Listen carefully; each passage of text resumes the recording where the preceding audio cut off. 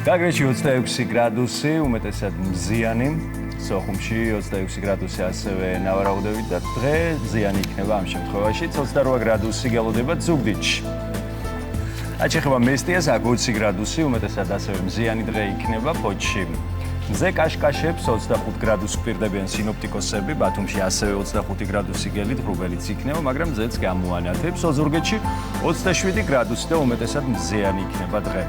ქუთაისში 31 გრადუსი ვამბობენ სინოპტიკოსები, დაცხა, ამბროლაურში 29 გრადუსი და კაშკაშა მზე, ახალციხეში 27 გრადუსი გელოდებათ. ბორჯომში ასევე 27 გრადუსია ნავარაუდები. რაც შეეხება ბაკურიანს, აქ 21 გრადუსი გელოდებათ.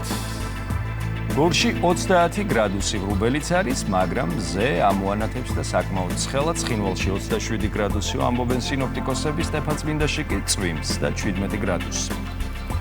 გუდაურში 13 გრადუსი ვარაუდეს და წვიმიანი დღე, თელავში 27 გრადუსი გელით.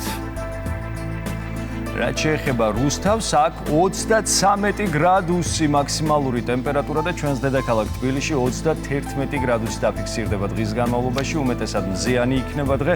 ესე იგი, მაქსიმალური ტემპერატურა ამ წელს, ამ სეზონზე დაფიქსირდა უკვე პირველად რუსთავში 33 გრადუსი. დიახ და მთელი თავის ძალით მოემართება უკვე ზაფხული.